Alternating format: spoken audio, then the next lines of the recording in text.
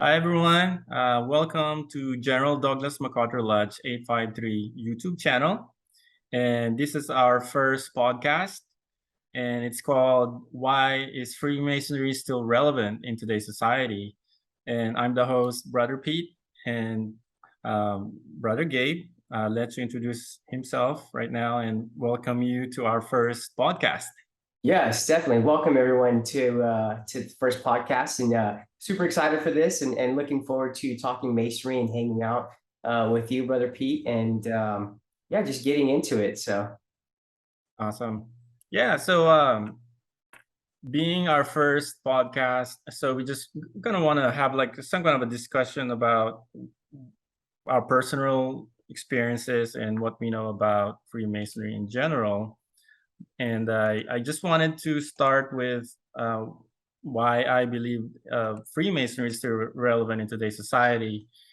Being the first one is making good man better.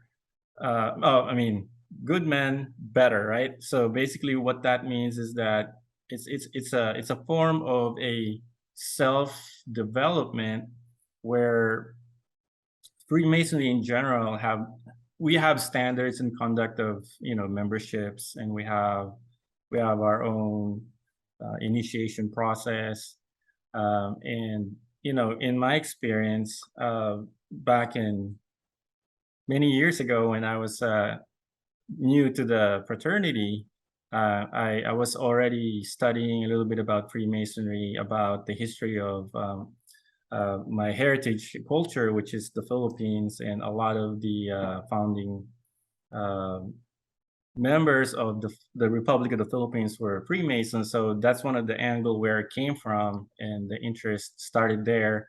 And as I migrated here in the United States, I also discovered that the founding fathers of the United States were also Freemasons, like George Washington. So that's kind of where I started, and I it wasn't an easy jump because I actually wanted to become a Scottish Rite Freemason. And I was referred back to a Blue Lodge in Capital City Lodge, number 499 here in Sacramento. And we refer to that as our mother lodge, where we are actually raised, basically where we completed the initiation process. And so you're a 499 member as well, or yes, oh, no, I didn't know that. Nice. Okay, cool. yes, and eventually I started helping out with the officers. So they had me do a role in the lodge. We have positions, we have presidents, vice presidents. We don't necessarily call them that. We have some, specific to the fraternity Sure. name, right? And I was the chaplain. So we have treasurer, secretary, right? We have, like, just like I said, our president is actually called the Worshipful Master. Not that we worship them, but it's just the formal title. Whoever's doing the president's role For sure. on a yearly basis, and yeah, so that was quite an experience. And I was doing my own research on top of going through the process of being new to the fraternity. And to me, I got interested because of how it is consistent within history, right? I mean, it's like I never thought that members are still active, and you So know, so let me ask you your thoughts on why do you think that the message or the philosophy of Freemasonry, why do you think it has traveled over time through different continents, through different regions, through different cultures, and why do you think that's been successful, and why do you think it's so successful now? I think it's something to do with the timeless principles and Yeah. the Yeah. how I we too. approach the human experience. Mhm. And it's always relevant as far as like we in general as human beings, we have the same emotions, we have the same motivations, right? and I believe the self development that I discovered is very universal, that we have this system of morality that is kind of embedded into symbolisms that Mhm. we can apply on our daily lives. and it's probably not a good comparison, but it's kind of like going through an adult version of Boy Scouts, right? I Yeah, mean, Boy sure. Scouts, you think of like survival skills, leadership skills, in which we do. We have Yeah. that in Freemasonry, Yeah. and we're big on that being, leadership skills. Mhm. Yeah. So And I heard yeah, an interesting kind of interpretation or perspective of Freemasonry in that it's almost a real-time MBA program, right? Like you have to learn kind of how the system works, how it's played, and how to manage and lead. And to be a leader in anything is very difficult because you have to inspire people to do things that they may or may not want to do. And when it comes to Freemasonry, like now you're putting a bunch of guys who are all pretty intelligent. They're guys who are kind of ahead of their work game. They're guys who take those timeless philosophies internally and say like, yeah, you know what, like I can't make the world a better place unless I start with it myself. And once you get to those, like to lead groups of guys like that, it takes that challenge up a little bit more. So I do kind of agree that it's an MBA program in real time. So awesome. Yeah, that is, I agree, Brother Gabe. Yeah. Other than that, what about you? You want to share about a little bit about why you think Freemasonry is still relevant in right, yeah, and you hit it right on the head when you said it's a timeless philosophy. And I guess what I was trying to get to when I was asking you how it transcended through cultures and continents was that like the answers to life, in my opinion, are very simple. But it starts off with the person understanding that we are just a vessel and a conduit from divinity to humanity, right? So like it's my personal responsibility, no matter what I do, to try to leave that area better than how I arrived, right? And so like that goes with friendships, that goes with relationships, that goes with our kids, with masonry.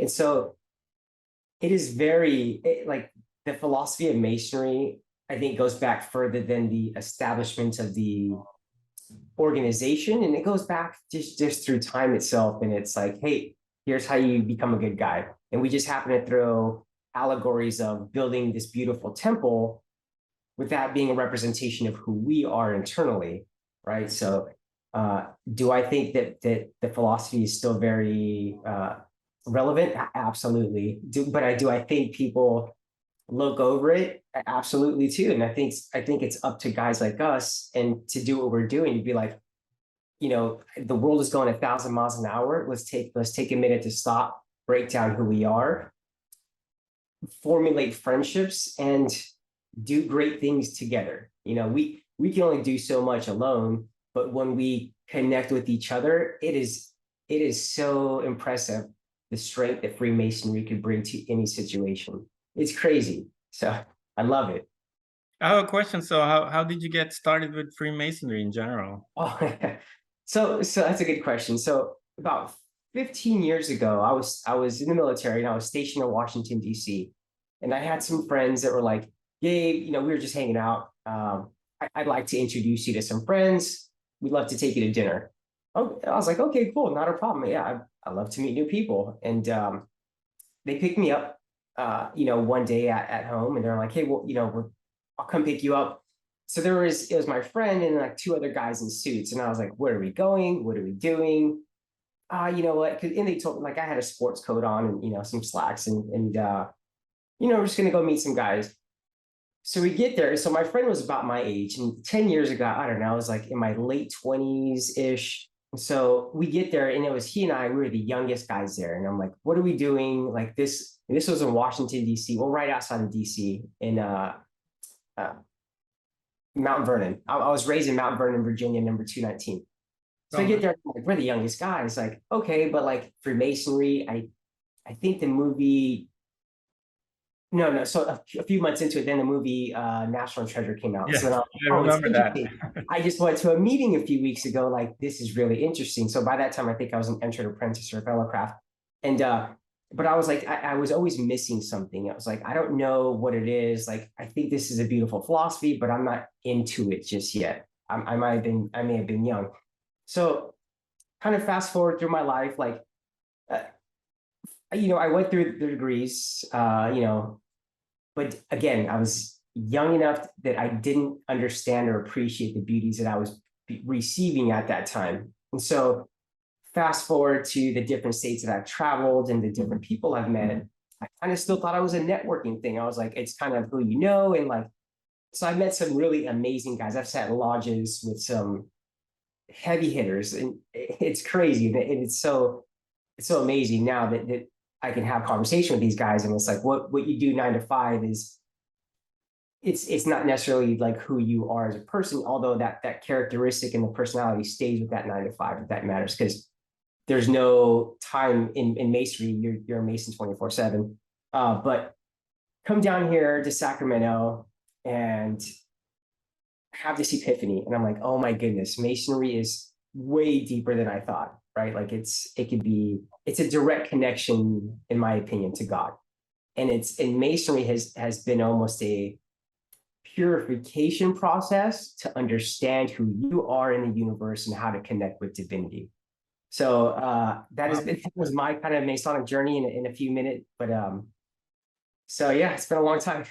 I like that how you like have that experience, as far as like it's almost like a divine experience when you experience through the fraternity. Mhm. And I know that for most people, probably they don't know what is Freemasonry religion, right? Yeah, Uh, right. yeah, we know that it's not, and we Mhm. also know that we have members from various religious Mhm. uh, beliefs, right? All our brethren are very diverse. They came from every broad background imaginable, from Right. famous people to your regular people. I Mhm. mean, that it could be your Uber driver, right? Right. Or somebody from behind the counter you're just chatting with, right? And Absolutely. maybe like distant relatives that, or close relatives that they just don't share, but they are a member of the fraternity. Right. And so, yeah, I mean, I like that story that you shared about the divinity being like a way to connect, right? Right. With And our, but that yeah. that took that took many years. I think by that time I've been in 15 years as a Mason. And then so at about the 8 or 9 year mark, when I really dove into it, and when I really like I understood that like you don't really get anything out of anything until you put your entire character in. And that's how I've always been. If I dive into a project, like I'm gonna live and die by that sword. And so I was like, well, why not masonry? And that was kind of an outlet for me. Like I get to go somewhere where people weren't judging me. It was a place that I could go like connect with men who are also deeper thinkers than what we see on social media. And so like these are I want to know these things, right? Like I want to learn. I want to be a steward of the craft. And so it took hundreds of hours before I even came to that realization where it was like, oh my goodness, I think I understand a tiny portion of what we're doing. And so that's when I had that kind of like that epiphany. And it was like, oh my goodness, this is so beautiful. And I remember the exact moment. It was almost I was driving back from a past master's house, and we spent 3 hours kind of diving into ritual and like talking about what those meanings were. And it was like I felt this kind of download of like parts of the first degree, second degree, third degree, and it was like the meanings, and it was I had all these different feelings from being you know a little bit nervous and anxious in the beginning of your initiation process because you don't know what you're doing. You just hear that you're going to be, blindfolded. And again, these are all allegories and symbols of what we do as Masons, and there's reason behind it when you put context behind it. But then, I felt everything from happiness to love to like, I was upset, at certain portions, and all these feelings kind of came together. And I was like, my goodness, I think the spirit of Masonry just kind of tapped me on my back. It was like, let me just introduce you, but it's up to you over a lifelong study to understand masonry, right? So, Wow. Yeah. yeah. Yeah, and yeah, I have a question. I know you served the lodge, and for our viewers, so basically, we have 3 degrees to become a master mason. The first degree is your entered apprentice. Second degree is called the fellowcraft, and then once you go through the third degree, you're called a master mason. and then it doesn't end there, right? Right. Yeah. So where did you serve as a worshipful master, like the president of a lodge? As the worshipful master, it's that person that kind of is. So a person is elected to positions, right? And I'm a big proponent of not necessarily what we call because there is a hierarchy in masonry. So you start off at one, it doesn't matter if you consider it the marshal as the beginning entrance position or the stewards. You have to, in order to progress through masonry, you have to advance through these. And these take, about a year, 2 years, depending on where you're at in lodge. And a lot of things change. So I'm a proponent of the traditional observance way of masonry, saying like, we're going to elect the right people for the right jobs. And so coming from Virginia and practicing masonry in Texas and South Carolina, and like coming to California, it was a little bit different, but I knew the concept of masonry. And so by the time that, I went from junior deacon in California, trying to figure out like what the nuances of the rituals and like the different words and verbiages. But that lodge was in a lot of turmoil. So next thing I know, I'm like, I'm committed into masonry, and so at that point, the lodge was like, hey, we need you to step up. So I go from middle management in masonry, to the second or third in command. And now it's like, oh my goodness. Wow.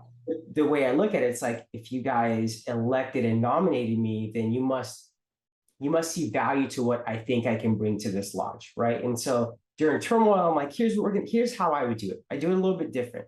And so nominated and elected to master, and as master, you're really quarterbacking the entire trajectory of that lodge. So it can sink or swim depending on any kind of decision that you make. And not everybody's gonna understand it. Not everybody's gonna love every idea that you're gonna do. But in my opinion, talking to people leaders in general in public, Mason or not Mason, it's understanding that if you are leading a project, leading a team, it is about the selfless service that you have to lead that team that's going to make it successful. You're going to have haters. You're going to have people who don't like it. As long as you're doing the right thing, you're doing it honorably and for the betterment of everyone, that's kind of how you make it through. But it's a lot of work, so. Yeah. Thank you for sharing that. So you serve in the East here in California. Right. Yeah. Gotcha. Awesome. Yeah. Yeah. Thank you. So Yeah.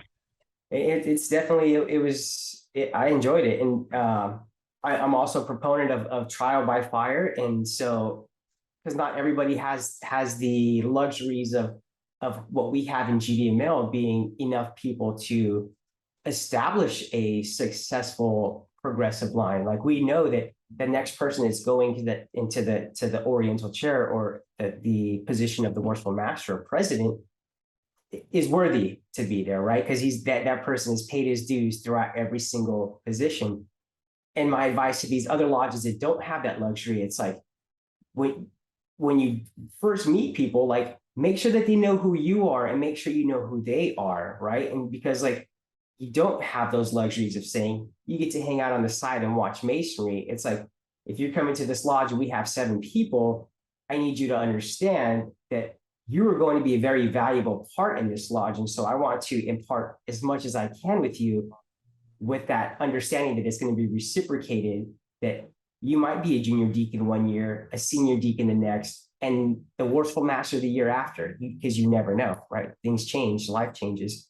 And so education should be a staple in every conversation, in every meeting that we do, because you really want to build I don't want to say as quickly as you can, but we have to, right? Like, and it becomes kind of contagious. We catch the masonry bug and that stuff spreads because it is so timeless that who doesn't like talking about the goodness that we do and what we provide to the community. So. Oh, thank you. Yeah. And on that note, I have another idea as far as like why Freemasonry is still relevant I believe is one of them is fostering brotherly love. Freemasonry ceremonies join men from diverse backgrounds and from all over the world through the common experience, right, shared in the lodge room. and it brings us together that otherwise might not met. Like you said, you've met those brothers from the East Coast, and you're just kind of your turning point, right? Right. Experience. Yeah. So let me ask you with that, why do you think connection today in this culture, in this climate that we're living in right now, why is brotherly love so important, and what is brotherly love? In my experience, brotherly love is more than like your sibling, your biological type of brother or sister sibling, right? It's more like a caring experience with another brother within the fraternity, and you are a part of not only your growth but their growth, and it's just like more than being a family member. In a sense, to me, brotherly love is actually spreading that dynamic of loving energy, if you will, right? I mean, Yeah, lack of a better word. for sure. As we exchange these brotherly love to one another, we kind of spread that outside of the lodge. We're in our families, in our communities, and in your profession, your daily Right. activities that you have. And that's one of the reasons why I believe that the fraternity is still relevant, is because depending on what century you're from, the technology, history, right, and geographic location, and probably countries and governments, Sure. Yeah. with my experience, I believe right now it's a lot of changes are happening as far as in every industry, technology wise, political wise, which we don't delve into politics as much, as a Right. as a whole. But for any individual in this time of history, I believe there's a lot of distractions. Yeah. It's almost like we are more focused outside of ourselves instead of our inner Mhm. spirit, if you will. Sure. And Sure. Yeah. and having that center in in yourself, within yourself, and you have other brothers who are Mhm. also going through the same experience and Yeah. have the same experience, uh, Right. has that bond that it is stronger than. I mean, we might have best friends at work, but in any like Sure. career that you Yeah. can imagine, like you may be like very specific in your industry where you're the superstar, or you have this clique of group because of your profession or technical knowledge. Mhm.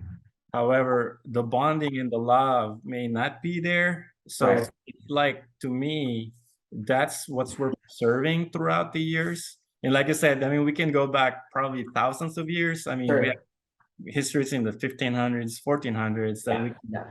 historically can probably prove, but Right. officially it's like in the 1800s, right, in Yeah. England. Yeah. To me, that's one of the thing that's why we're not gonna go away as far as like. Right. And I really liked the kind of analogy that you for the person out there that's like, what is this video? I'm clicking just to listen to it. And he just mentioned Boy Scouts. So I don't think you're off on that. So essentially, men have a difficult time starting relationships with one another. It's hard for guys to be like, because of I love to, if I see somebody, matter of fact, this morning I was at the grocery store. I saw a gentleman, and he's grocery shopping just like I am. And I'm like, he's probably getting stuff to make, breakfast for his family. He looked like a clean cut guy. Like, and then we just kind of look at each other and it's like, oh, I don't want to say the first thing. I don't want to say, but it's, but how hard is it to say, hey, good morning, sir. Like, how's it going? Exactly. Yes. Yeah. Because we're so wrapped up in everything else, and with all the political correctness that's going on, we forget that the male figure is a foundation in society, right? Oh We yeah. forget Yes. that, like, males, we play a very important role in society. And I don't want to get into the politics of what people identify as, but like, the male is a person who needs the same amount of love and attention and respect that the other sexes do, right? And so like, but we have a hard time connecting with that. So Masonry has a way of saying like, hey, here's a bunch of guys who are probably on that same wavelength that you are, right? You're probably somebody that's pretty intelligent. You're probably somebody that is looking for something deeper than, hey, buddy, I'll see you on Monday at work, right? When I look for friends and my Mason friends, those are my closest friends. And to be honest, like I have my brothers and then I have colleagues, right? And like I wouldn't trust my colleagues to watch my children on a Friday night as I would my brothers, right? But there are guys in my colleague side that I'm like, hey, whenever you start feeling that buzz about Freemasonry, after I like, yeah, here's who we are, philanthropical group or whatever the case is. Those are the ones I want to introduce to Masonry, because I want a bigger group of people who I can trust deeply, because we're all bonded by the same obligations that we take in the same positions and under the same circumstances that really connect us.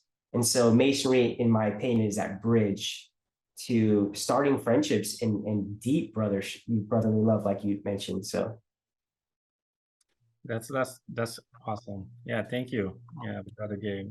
sorry, Yeah. I get nerd out on Masonry all day. So No, not at all, not at all. I believe there's enough information out there already that yeah. may not be true about Freemasonry. Right. That Right.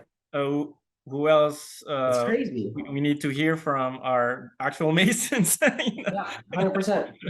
Yeah, exactly. Yeah, so another idea for me why we're still relevant is for the fact that this just that need of like deeper experience, and you mentioned earlier having that epiphany of our purpose in this existence, right? I mean, in the simplest form, I mean, why we're here, where are we going? And Right. a lot of those questions are not really answered in your traditional schoolings, Mhm. colleges, for the fact that you mentioned political correctness, right? And those are a lot of the things that are actually happening in this in our current history. Mhm. Yeah, And, and when you take that, just our philosophies, even in the current times, right? So like for us to understand that as Masons, like we might not like the politics that are going on, we might not agree with everything, but we're going to be upstanding citizens. We're not going to be the ones that are knocking down doors. We're not those guys. exactly.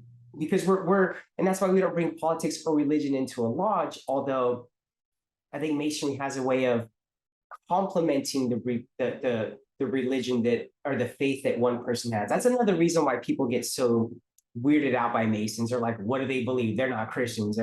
But it's like, yeah, like we in California have 16 different authorized books of holy writings, and that's everything from the Christian, holy book of writings to the Viga. It's an Indian one. There's a couple of the Indian ones, and some beautiful, beautiful like holy books of writing.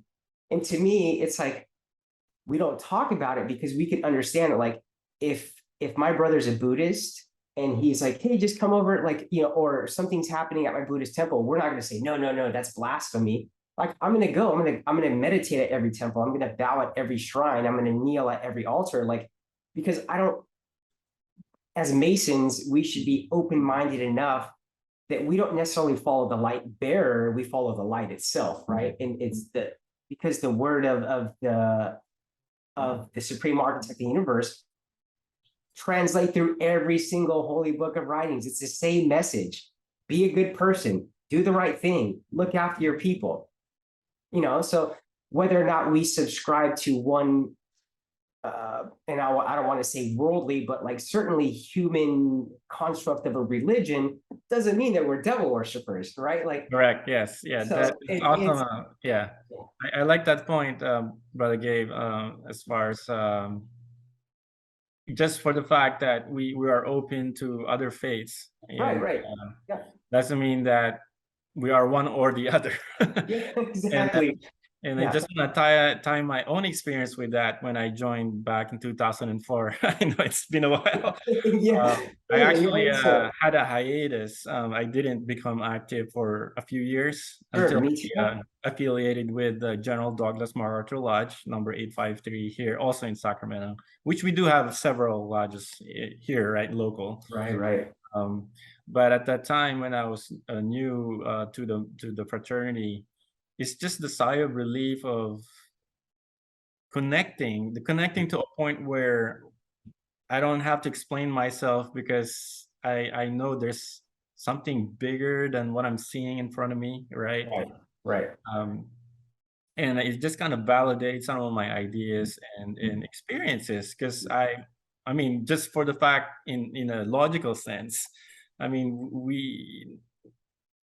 I don't like having to say that I know something 100%, right? Sure. Having that validation that, yes, this is a good thought method, whatever it is, approach in life, but it could be not the entire answer for what it is. Like, I'm just speaking for let's just say traditional religion, in a sense, because I grew up Catholic. Yeah, me too. And Roman Catholic, hardcore. Still am like traditionally Catholic, right? I mean, I have no problem practicing Catholic, and being a member at the same time. So to me, it's just that the validation of experience when I join, where, yeah, you don't have to be a Catholic to become a Mason, or there is that thing going on where a big decision from the church where they discourage Catholics to join the fraternity. So there's that conflict in my mind, and maybe you can share your ideas on that. Yeah, and so that's a topic that, matter of fact, I was just having yesterday. I was just having it, and to summarize it, my kind of interpretation of it, Masonry was looked badly upon at around the Catholic, oh my goodness, not the insurrection. What is it called? Oh my goodness! So I'm losing my train of thought. Yeah, I think I know what you're referring to, but go ahead. Yeah. And so essentially, like, the Catholic Church wanted everybody to believe in one God, which is fine. Like, believe in one God, you only do this and this and this. But the church is also a business, and so a lot of that was contributions and money, and a lot of money coming in at the time. The Vatican is I don't know what their financial books look like, one of the most richest institutions in the entire world. So when you have a bunch of people who are like, I don't need a person telling me how to connect with divinity, because through my own philosophies and through these mystery schools that were happening in Egypt at that time, and this could dive off into another thing where one can debate that Jesus may or may not have went to Egypt to learn at these mystery schools, right, and then came back. There was a part of his time where Jesus was MIA. So we become a threat. We become a threat because we're not submitting to the canon laws, right? And some of those canon laws are crazy. Like, if you don't do this and this, then it's death. And it's like, as men, we're like, I'm a little bit smarter than that. You're not going to shake me down for this just because I'm not praising to God the way that you think I should be. So it was taboo. So, and we've carried that same stigma for hundreds of years. And I'm like, guys, like, we're smarter than the average people. And it's not that we're smart, like, oh, we're book smart, but it's just like, we could kind of see through some of this stuff. And so we're a threat. And that sense of like what I'm saying, that it's kind of not really readily available to everyone. When I was not a member yet, I mean, there's just that void that, like, I want to question things, not just religion wise, I mean everything, right? Yeah. And then that experience kind of like the searching for the truth, right? Sure. Having through the experience with other brothers within the fraternity, like, well, this is like a sigh of relief, you know, like Right. I'm not the only one thinking this way logically, you know? Right. I mean, Yeah. I'm not a bad person, you know. Right. But yeah, so I yeah. And there's and you'll and so going back to that brotherly love, like just the caliber of members and caliber of people who we meet as Masons. I know I like to we just traveled to MGM, which for the viewers is was a Filipino based event that kind of brought all Filipino Masons together in one centrally located place in California, and we do it annually. And it's one way for culturally to get together. And so like that, and then like we have annual communication for Grand Lodge where every member of, you know, whoever can kind of makes it to our headquarters in San Francisco, and we all get to, but just the caliber of brothers that we meet down there, it is so like it's mind-blowing. I'm always so humbled to sit in a room with guys who are super intelligent, super, you know, they're staples and like they're pillars in their community, they're pillars in their work, they're tyrant, and I don't want to say tyrants, but they're great at their work, they're number one in a lot of stuff that they do.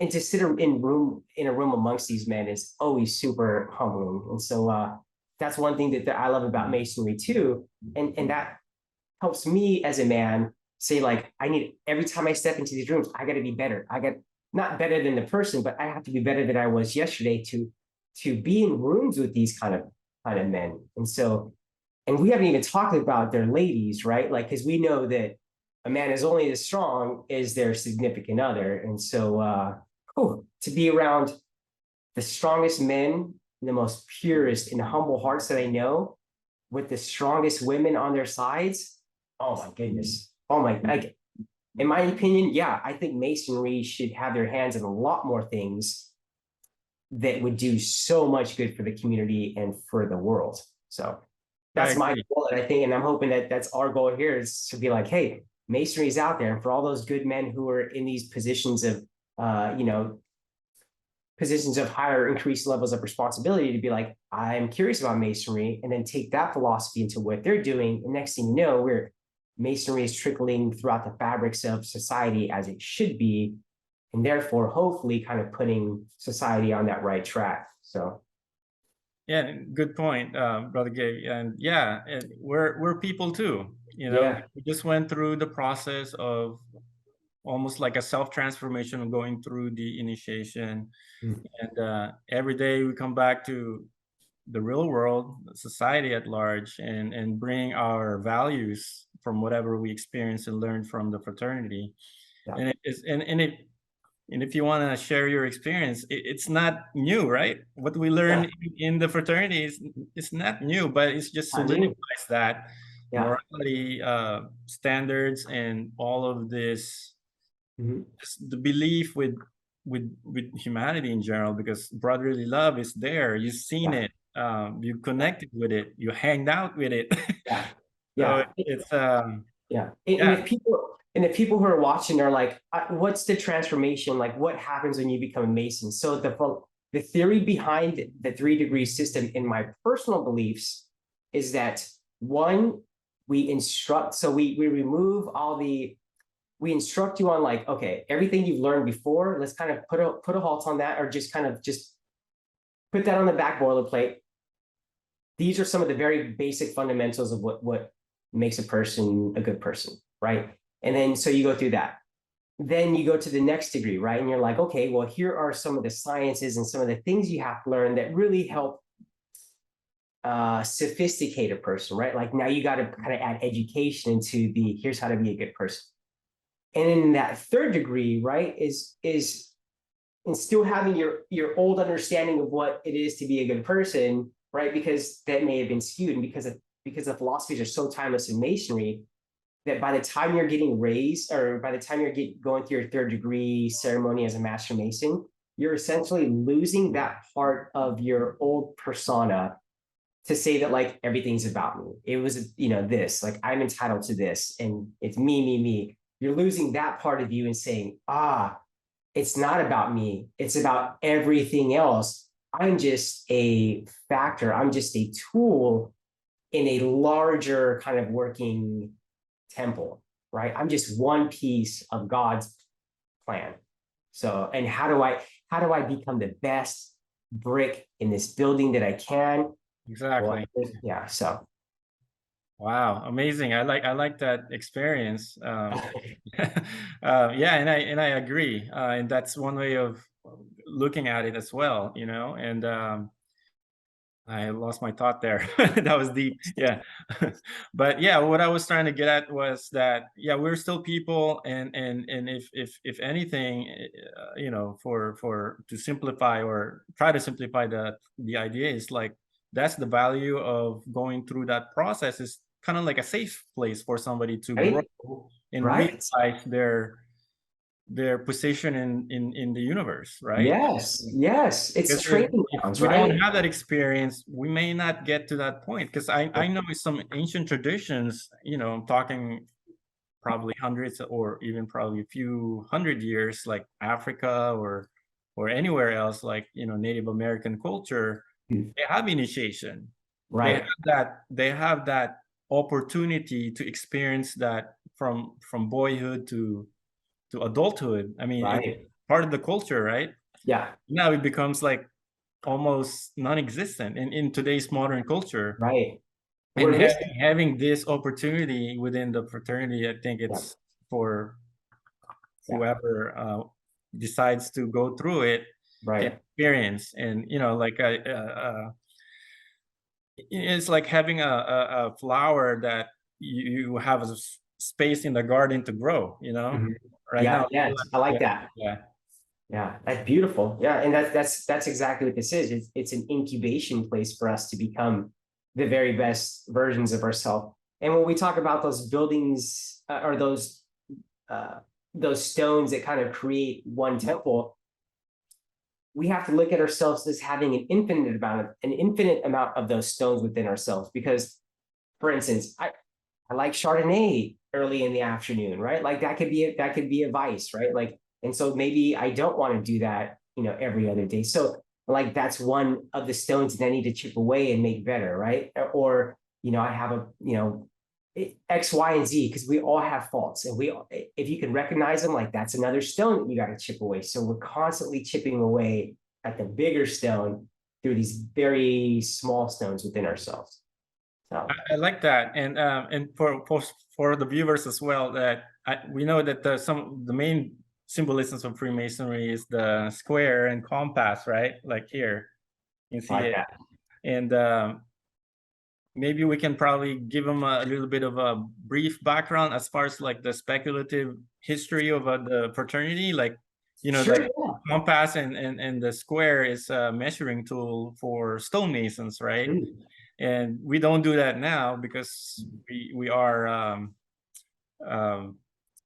what do we I mean the speculative yeah.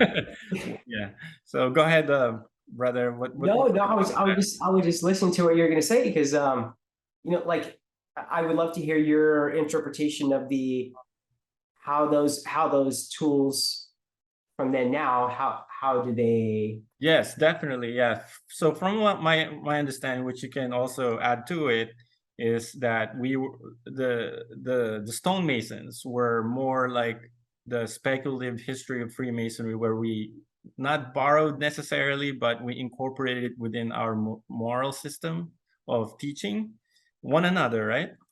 Um, as far as traditional and timeless principles, right? And then so everything we refer to the self-development as speculative masons, we use the symbolism of the stonemasons, like the square and the compass. We have the levels, the plumb, and then we have the bricks. That's why I kind of thought of that when you mentioned bricks. Yeah, You know, from very probably like a rough form of yeah, from stone to a stone in the quarry, right? yeah, Like, and all these tools make a perfect brick to put very perfectly and very precisely into a building. And so when you take us understanding that or realizing that we are just a brick in a temple of God, like Or a church, right? yeah, right, So right. Masons were builders of churches in the 1800s, right? In the Europe, Yep. mostly. Yeah. Yeah. And some of those structures are still up. Like, I mean, it's the math was there. And that's why education is so kind of prominent within Masonry too, is because like our ancient brethren who were operative Masons had to understand the mathematical equations to make these structures, you know, like the arches and what kind of piece was put in that specific arch to make sure that that stayed correctly, right? And so Yes, it's a science in itself and an art at the same yeah, time, because right, it's right. beautiful to look at. You know, it's Yeah, not just measurements and dimensions. It's also, well, we built something here. yeah. And It's deep. awesome, It's yeah. deep. And so I mean, that's all I have on that for this topic. Yeah, I don't know if you want to close with something like maybe what is the goal of Masonic education in general, maybe like in California?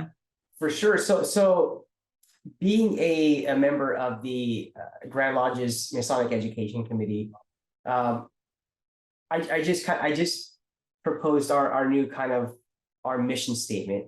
And if you don't mind, I'd like to pull it up here so I can share that with Oh, you. go for it. Let's see.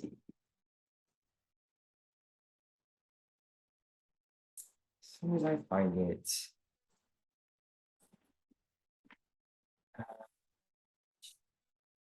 Okay, there it goes. 1 second.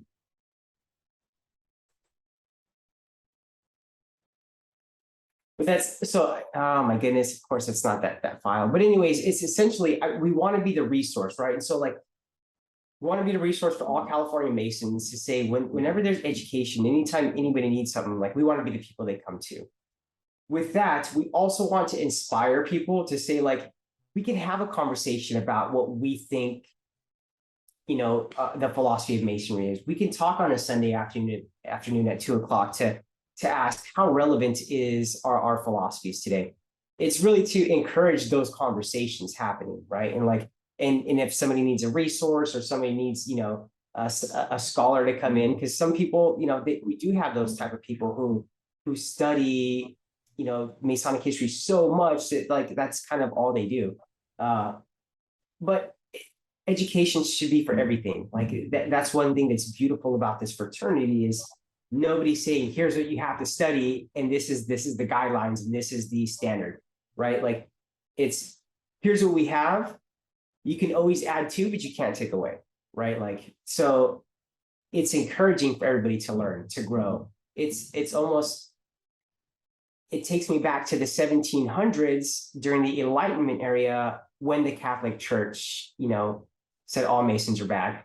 When we went into all these different secret societies just to be like, hey, like I need a place where I could talk about stuff. I need a place where I can ask about alchemy. I can ask about a different ancient religion, like what is the Kabbalah, right? Like, what does this all mean? How is this all connected? And like how does the tree of life in Kabbalism compared to the tree in the Garden of Eden? Like those are two different religions, and I think that might be overlapping with the in the Quran too. Like these are all things that we should be able to talk about. So Exactly. Yeah. yeah, and so education is encouraging of all that. Thank you. Yeah. Thank you so much for sharing Sure. that. And thanks again for joining us on this first podcast Yes. from the General Douglas MacArthur Lodge number 853 YouTube channel. We try to put more content here every week, best we can. We'll have guests in the futures. Yes. And Can't wait. and if you have any thoughts, just leave your comments below, right? I mean, anything you want to say something and maybe ask questions. We may not have all the answers, but it's a good start as far as Yeah, Freemasonry in general. Uh, definitely. Do you have any thoughts on our future podcast, brother? It's going to be exciting, and we got some great conversations happening. We've got some amazing people who we're going to introduce everyone to, and yeah, so I'm very excited. So awesome. All right, everyone. Thank you so much, and we'll see you guys next time. thank you. We'll see everyone. Bye.